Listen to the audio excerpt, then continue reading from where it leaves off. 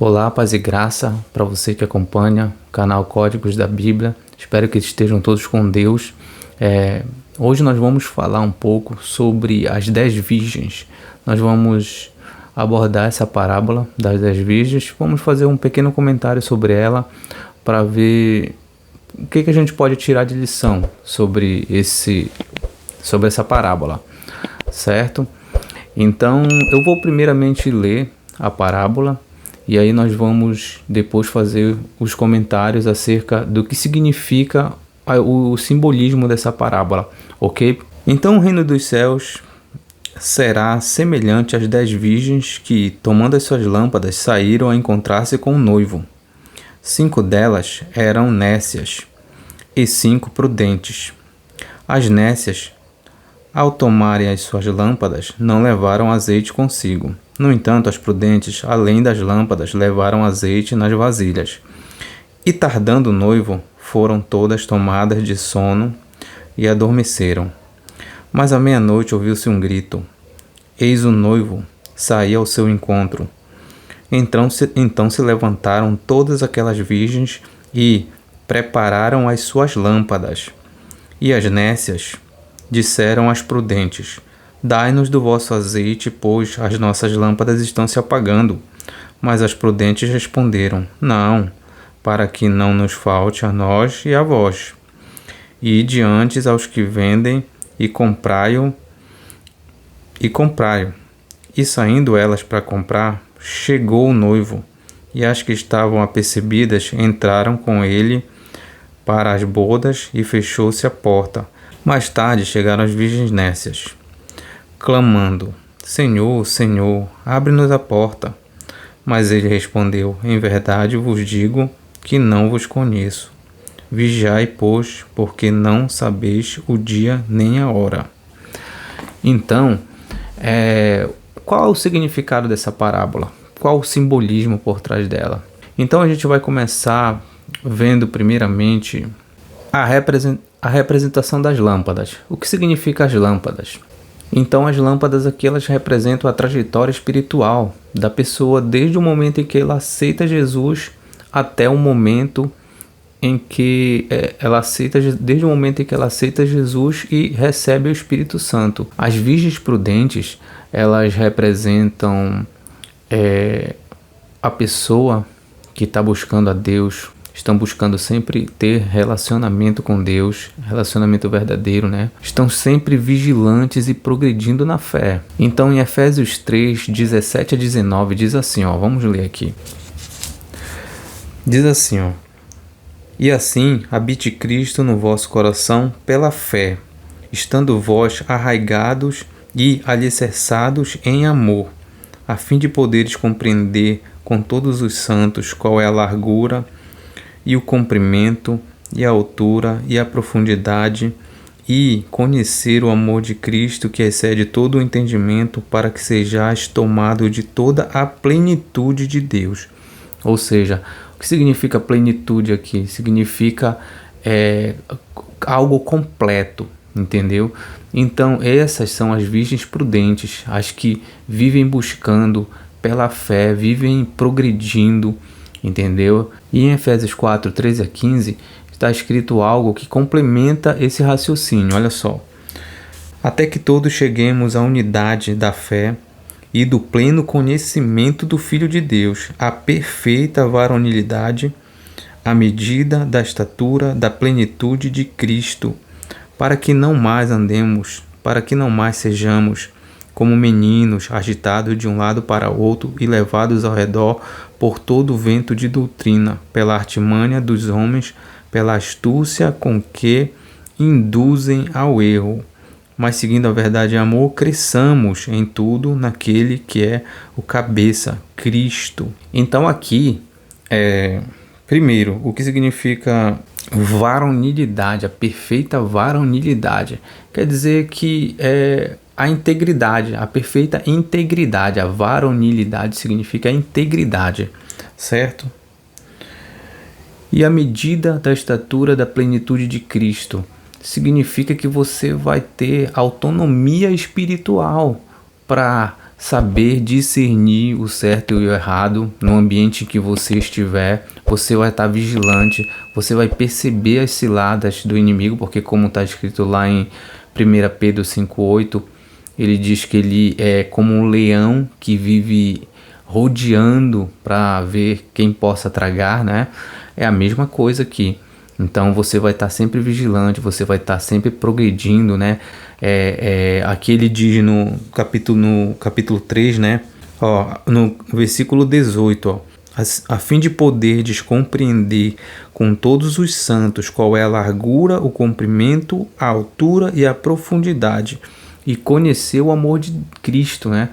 Então quer dizer que você vai estar, ele diz assim, a altura, a largura, a profundidade, quer dizer que você vai ter uma percepção espiritual ao ponto de compreender todas as coisas do âmbito espiritual, entendeu? Você vai ser uma pessoa madura na fé, é isso que ele está falando aqui. Então as virgens prudentes representam isso aqui que ele está falando nesses textos, entendeu? O azeite aqui é o Espírito Santo, né? Que nos capacita em todos os dons que Deus nos dá. Ele nos capacita a colocar em prática, né? A exercitar a nossa fé dentro do ambiente cristão, né? Então o Espírito Santo, ele é o azeite aqui nessa parábola. As virgens imprudentes aqui, elas representam aquele crente, né? Que aceitou Jesus, recebeu o Espírito Santo, né? Foi batizado, recebeu o Espírito Santo, mas ele não buscou progredir na fé. Ele não busca relacionamento com Deus através da palavra, entendeu? Pelo contrário, ele se tornou religioso, ele se tornou uma pessoa que começou a apenas frequentar a igreja, né? A aprender de Deus através de outras pessoas, mas não através da prática cristã, e sim tudo que falam acredita, entendeu? Então depois de um tempo abandonam, vão perdendo o Espírito Santo, que é o azeite. O Espírito Santo vai se acabando. Por quê? Porque passaram a se tornar religiosos, começaram a dar créditos a placas, começaram a dar créditos a homens, entendeu? Sem levar em consideração o critério da palavra. A palavra é a nossa bússola para que nós não erremos. Jesus falou, Mateus 22:29, errais não conhecendo as Escrituras. Oséias 4:6, o meu povo está sendo perdido, né? Está se perdendo por falta de conhecimento. Em João 5:39, examinais as Escrituras.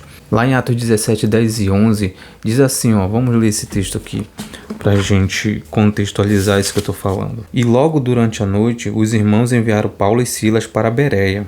Ali chegados, dirigiram-se à sinagoga dos judeus.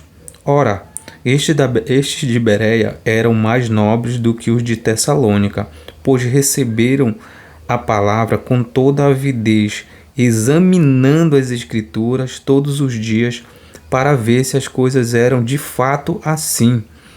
Ora, eles examinavam as Escrituras. Eles não acreditaram em Paulo e Silas de cara logo, quando eles começaram a pregar o evangelho lá. Então esse aqui é um exemplo das virgens prudentes. Por quê? Porque eles não saem acreditando em homens, entendeu? Eles colocam a prova da palavra, entendeu? Então, como Jesus falou lá em João 7, o meu ensino não é meu, mas daquele que me enviou. E se alguém quiser fazer a vontade dele, conhecerá. Ou seja, vai buscar aonde? Na palavra. Em João 6:63, Jesus disse assim, a carne para nada aproveita, é o Espírito que vivifica. As minhas palavras são Espírito e são vida, entendeu? Então é através da palavra que você se supre de vida. As virgens imprudentes não buscam Deus na palavra, elas querem saber de ficar escutando outras pessoas, elas não querem colocar a prova, elas têm preguiça de examinar as Escrituras, entendeu? Essa aqui é a verdade, tem preguiça e consequentemente elas não têm um relacionamento verdadeiro com Deus, mas um relacionamento fake, um relacionamento de fachada, entendeu? E aí, ao invés de receber a porção de sabedoria que vem da palavra, passam a receber o espírito do engano. O que é o espírito do engano? A gente vai ler lá, por exemplo, em 2 Tessalonicenses 2, 9 a 11. Vamos ler esse texto para a gente contextualizar aqui. Ora, o aparecimento do iníquo é segundo a eficácia de Satanás, com todo o poder e sinais e prodígio de mentira, e com todo o engano de injustiça aos que perecem, porque não acolheram o amor da verdade para serem salvos. É por esse motivo, pois, que Deus lhes manda a operação do erro, para darem crédito à mentira, a fim de serem julgados todos quantos não deram crédito à verdade, antes, pelo contrário, deleitaram-se com a injustiça. Porque receberam o espírito do engano aqui, versículo 11, ó. Deus lhes manda a operação do erro para darem crédito à mentira, a fim de serem julgados todos quanto não deram crédito à verdade. Antes, pelo contrário, deleitaram-se com a injustiça. Por que deleitaram-se com a injustiça? E por que o espírito do erro vem? Porque eles só quiseram saber de escutar homens, sem ver na palavra se aquilo que esses homens estavam falando era de acordo com Deus, era de acordo com aquilo que Deus verdadeiramente queria. Isso é muito sério, porque tem muita gente sendo enganada e acreditando em todo tipo de espírito. Não põe os espíritos à prova. Interessante perceber nessa parábola que todas as 10 virgens dormem. Todas as 10, tanto as prudentes quanto as imprudentes. E na parábola diz que ao tardar o noivo, elas dormiram, elas cochilaram, elas dormiram. Então, muitas vezes na nossa vida espiritual, a gente entra numa igreja. Quantas pessoas não estão aí 10, 15, 20 anos na igreja? E aí o que acontece? Existem os altos e baixos, né? E nesses altos e baixos, muitas vezes esse dormir significa esses altos e baixos. Por causa das tribulações, por causa das lutas, né, que tem, perseguições e por causa das distrações, né, do mundo. Todos que estão no caminho da fé, eles vão um momento ou outro adormecer. Mas o detalhe está quando acordamos. Para onde que nós vamos? Entendeu? Para onde nós corremos? A quem pertencemos? A um homem? A uma placa? A uma denominação? Ou nós pertencemos a Cristo? É lógico que eu não quero dizer com isso que você não vá fazer parte de uma comunidade cristã, né? Porque como eu disse no começo do estudo, é através de uma comunidade, é através de uma igreja, através de uma comunidade cristã que nós vamos exercitar os atributos de Cristo que está em nós com os irmãos, né? Então nós temos, é importante sim fazer parte de uma comunidade cristã, entendeu? Mas nós não temos, por isso, que ir no efeito manada. O que é o efeito manada? O efeito manada é quando você sai acreditando em tudo.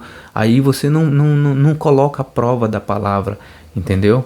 Então você tem que buscar a unção do Espírito Santo aonde quer que você esteja, para que você não caia em ciladas, entendeu? No versículo 6 diz assim, eis o noivo, ouviu-se um grito, eis o noivo, sair ao seu encontro, né? Nós vamos correr ao encontro do noivo ou nós vamos correr ao encontro dos que têm que também ir ao encontro do noivo? Existe uma diferença aí. Aqui a parábola vai dizer, você tem que ter azeite, porque se você tiver azeite, você tem autonomia cristã, autonomia espiritual, você tem maturidade para você decidir o que está certo. O homem espiritual, ele julga todas as coisas. Isso está escrito lá em 1 Coríntios capítulo 2. Então, diz lá também que nós temos a mente de Cristo. Então, se você tem a mente de Cristo, você tem autonomia. Você sabe exatamente o que é e o que não é. Você sabe discernir as coisas. Mas quando você não tem azeite, quando você não tem autonomia cristã, você se sente perdido. Você não sabe para onde corre, você se sente inseguro, aí você começa, aí você cai aonde? Você cai em confiar em homens, confiar em pessoas. Em Jeremias 17 diz, maldito o homem que confia no outro, que faz da carne o seu braço e aparta o seu coração do Senhor. Então você tem que ter autonomia, você tem que ter azeite. E quem te dá o azeite é Deus. E aqui na parábola fica claro que quando elas pedem azeite para as que têm azeite sobrando, as que têm azeite dizem que não dá para elas te darem azeite. Por quê? Porque ninguém pode dar azeite para ninguém, é Deus que dá o azeite. E se você não buscava, se você não buscou, se você era nécio, se você faz parte das 5 nécias, ninguém vai te dar azeite, porque ninguém tem poder para te dar azeite. Só quem dá azeite é Deus. É por isso que na parábola diz não, para que não falte para nós e nem para vós, entendeu? Não que elas tivessem poder para dar azeite, ninguém tem poder de derramar azeite. O azeite é na vertical, não na horizontal, porque essas virgens, as nércias, elas estavam contando com a sorte, entendeu?